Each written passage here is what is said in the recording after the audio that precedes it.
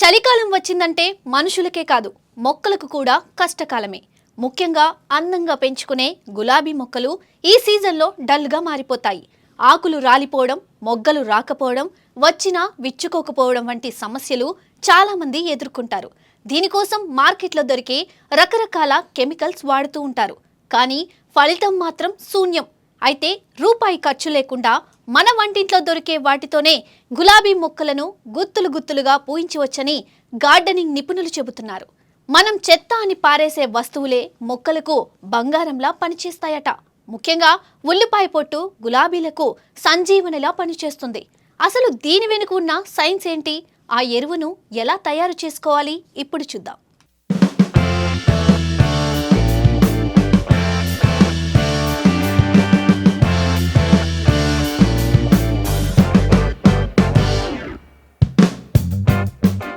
సాధారణంగా మనం వంటల్లో ఉల్లిపాయలు వాడిన తర్వాత వాటిని పొట్టు పనికిరాదని డస్ట్బిన్లో పడేస్తూ ఉంటాం. కానీ పర్యావరణ ప్రేమికులు, గార్డెనింగ్ నిపుణుల ప్రకారం ఈ ఉల్లి పొట్టు మొక్కలకు అద్భుతమైనటువంటి ఎరువు. ఉల్లి పొట్టులో మొక్కల పెరుగుదలకు అవసరమైన కీలక పోషకాలు పుష్కలంగా ఉంటాయి. ఇందులో ఉండేటువంటి పొటాషియం పూలు బాగా పూయడానికి, మొక్క రోగ నిరోధక శక్తిని పెంచడానికి ఉపయోగపడుతుంది. కాల్షియం, ఐరన్ వంటివి మొక్క కాండం గట్టిపడడానికి, ఆకులు పచ్చగా ఉండడానికి సహాయపడుతూ ఉంటాయి. మెగ్నీషియం, కాపర్లు ఇవి కిరణజన్య సంయోగ క్రియకు తోడ్పడుతూ ఉంటాయి. ఈ పోషకాలన్నీ గులాబీ మొక్కలకు చలికాలంలో అవసరమైనటువంటి బలాన్ని అందిస్తాయి.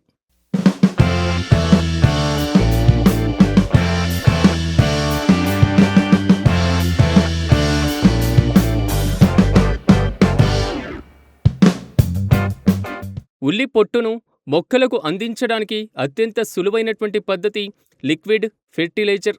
ముందుగా గుప్పెడు ఉల్లిపాయల పొట్టును తీసుకోవాలి. దానిని 1 లీటర్ నీటిలో వేసి రాత్రంతా నానబెట్టాలి. మరుసటి రోజు చూస్తే ఆ నీరు ముదురు రంగులోకి మారుతుంది. ఆ నీటిని వడగట్టి ఆ గాఢమైనటువంటి ద్రావణానికి మరికొన్ని మంచినీళ్లు కలిపి పల్చగా చేయాలి. ఈ నీటిని గులాబీ మొక్కల మొదట్లో వేయాలి. ఇలా వారానికి లేదా 15 రోజులకు ఒకసారి చేస్తే వేగంగా పూలు పూస్తాయి. పువ్వులు మంచి రంగులో పెద్ద సైజులోకి వస్తాయి.